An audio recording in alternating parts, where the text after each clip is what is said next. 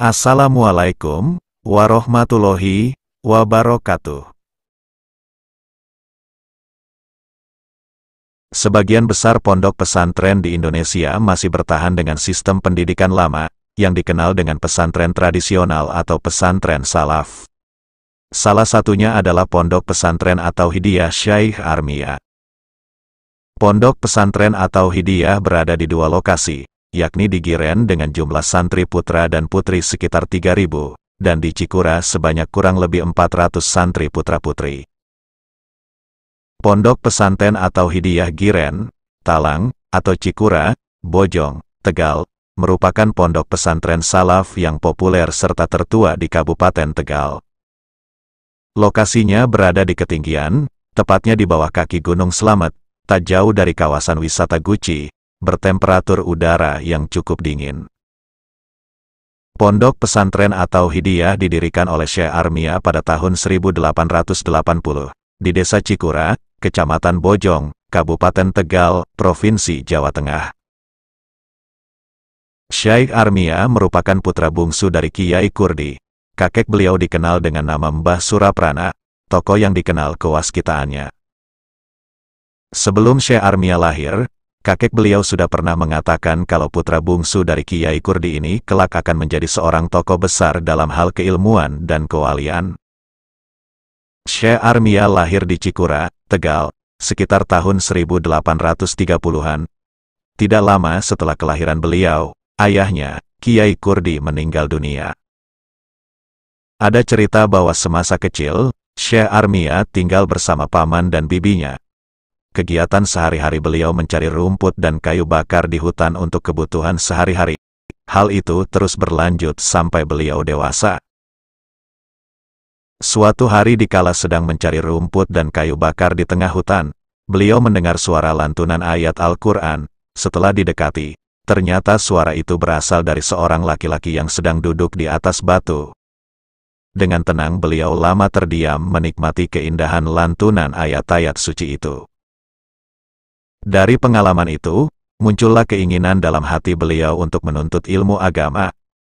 Setelah membicarakan dengan paman dan bibinya, akhirnya diputuskanlah beliau berangkat mondok untuk mencari ilmu. Pondok Pesantren At-Tauhidiyah didirikan Syekh Armia sepulang dari pengembaraannya menuntut ilmu kepada banyak ulama. Di antaranya, di daerah Kasuben Lebak Siu Tegal, Sumpiu Banyumas, Arjawi Nangun Cirebon, dan terakhir beliau nyantri kepada Mbah Kiai Anwar Lemah Duur, seorang ulama harismatik di Kabupaten Tegal.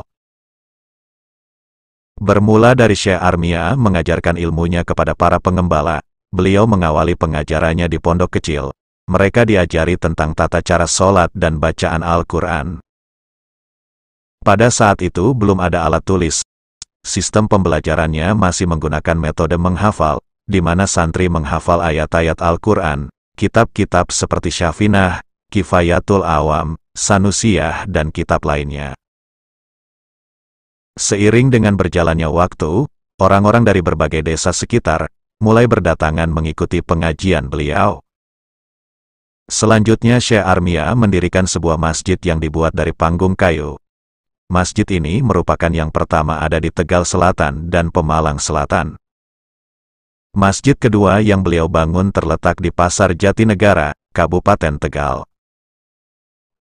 Selain mendirikan masjid di Desa Cikura sebagai pusat peribadatan dan pengembangan keilmuan, beliau juga mendatangi pelosok-pelosok kampung untuk mengajarkan ilmu agama. Dengan berjalan kaki, beliau masuk keluar hutan demi membina umat Islam di wilayah Tegal dan Pemalang bagian selatan. Terbukti sampai saat ini, di banyak desa yang terhitung tidak dekat dengan Cikura masih mengakui bahwa penghidup Islam di sana adalah Syekh Armia. Pada usia 60 tahun, Syekh Armia baru menikah setelah mendapat isyarat untuk menikah. Kemudian beliau menikah dengan santrinya yang masih saudara dekat, bernama Nyai Aliyah. Dari pernikahannya itu, beliau dikaruniai 5 anak, di antaranya Kiai Haji Said, yang kemudian meneruskan perjuangan beliau. Kiai Haji Said bin Syekh Armia lahir pada tahun 1315 Hijriah atau tahun 1895 Masehi di Desa Cikura, Kecamatan Bojong, Tegal. Sejak kecil hingga remaja, beliau belajar di pesantren ayahnya, sehingga Kiai Said menjadi penerus dakwah orang tuanya, Syekh Armia bin Kiai Kurdi. Selain melanjutkan nahkoda di pondok pesantren atau Hidayah Cikura, Kiai Said juga mengembangkan dakwahnya di daerah pertengahan wilayah Tegal, dengan mendirikan pondok pesantren At-Tauhidiyah di Desa Giren, Kecamatan Talang, Kabupaten Tegal. Beliau adalah tokoh ulama yang arif billah, alim serta abid. Kepemimpinannya sebagai pengasuh pondok pesantren At-Tauhidiyah disegani oleh banyak ulama. Tidak sedikit para ulama, baik dari golongan habaib maupun kiai, yang berdatangan pada beliau untuk sekedar sowan, tanya jawab ilmiah. Ada juga yang menjadikan beliau sebagai labuhan akhir untuk menjawab beberapa pertanyaan yang tidak bisa dipecahkan oleh selain beliau pada saat itu. Beberapa habaib dan kiai yang pernah menimba ilmu pada beliau adalah Al-Alamah Syekh Ali Basalamah, Mursyid Thariqah Tijaniyah dari Jatibarang.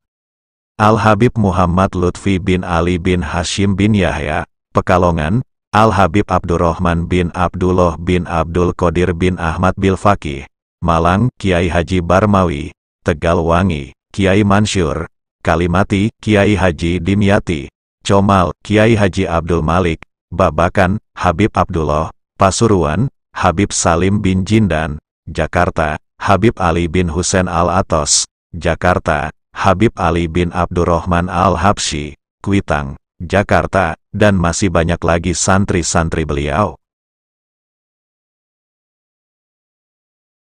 Menjadi ulama besar tidak menjadikannya haus akan kenikmatan dunia. Beliau tetap menjadi pribadi yang zuhud dan warok. Terbukti dengan kehidupan beliau yang amat sederhana dan terkenal terbatas materi untuk kehidupan keluarga dan pondok pesantren.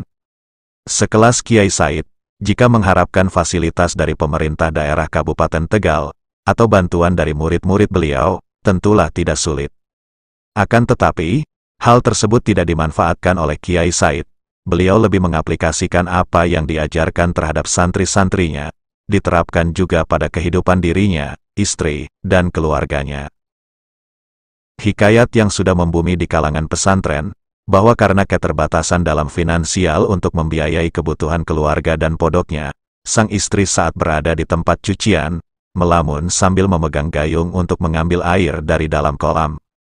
Dia membatin dalam hatinya, "Ya Allah, seandainya aku memiliki emas." Seketika itu juga gayung yang dipegang berubah menjadi emas. Kiai Said yang melihat kejadian tersebut menangis dengan penuh kesedihan, sambil mohon ampun kepada Allah Subhanahu wa Ta'ala dan berdoa, "Ya Allah, ampunilah istri hambamu ini, yang mempunyai keinginan dunia dalam hatinya." Seketika itu pula, gayung emas yang dipegang istri beliau, berubah menjadi gayung seperti sedia kala. Sang istri yang melihat kedatangan suaminya, dan mendengar doa yang dipanjatkan suaminya, menjadi malu dan langsung berwudu, serta menegakkan sholat sunnah taubat. Kezuhudan Kiai Said didapatkan langsung dari ayahnya, Syekh Armia bin Kiai Kurdi, yang berpesan jika kelak meninggal dunia, tidak perlu diadakan haul. Namun atas usulan Al-Habib Abdurrahman bil Faqih yang mengusulkan untuk diadakan haul Syekh Armia, alasannya tidak lain untuk mengenang perjuangan beliau dalam mensyiarkan Tauhidullah. Akhirnya sampai sekarang, haul beliau selalu ramai dikunjungi umat Islam dari dalam dan luar negeri.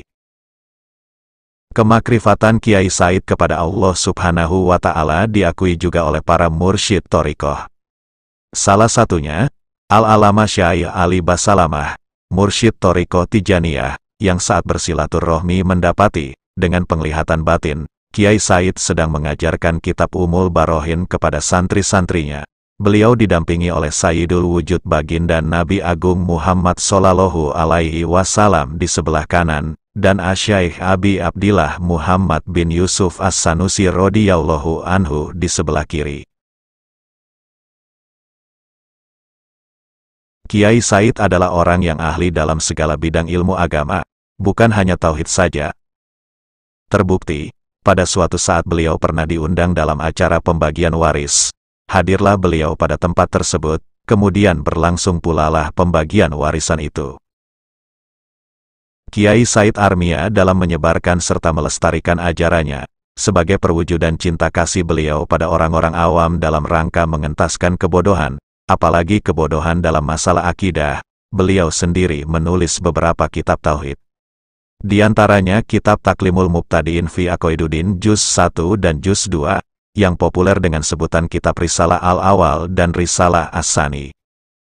Dan kitab inilah, yang menjadi kitab pokok, yang diajarkan di pondok pesantren atau hidiyah.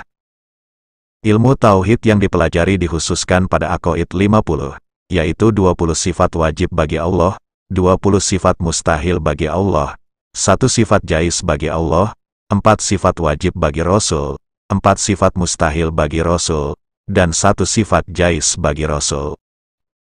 Kiai Said Armia mendapat ijazah dari gurunya sekaligus ayah mertua beliau yang bernama Syekh Abu Ubaidah. Kitab yang dikarang oleh Kiai Said Armia tersebut diberikan kepada semua santri, dan setiap santri wajib mempelajari satu persatu dari kitab tersebut. Jilid pertama merupakan tingkat dasar bagi para pemula, dan jilid kedua merupakan syarah atau penjelasan. Kiai Said mengejawantahkan dalam setiap pengajian tauhidnya, dengan selalu merujuk pada kitab Hasyiah Ad-Dasuki, karya Syekh Muhammad Ad-Dasuki, yang menjelaskan kitab Umul Barohin, salah satu masterpiece ilmu tauhid, buah karya dari seorang ulama besar bernama Asy-Syaikh Abi Abdillah Muhammad bin Yusuf As-Sanusi, atau yang sering dikenal dengan nama Imam Sanusi.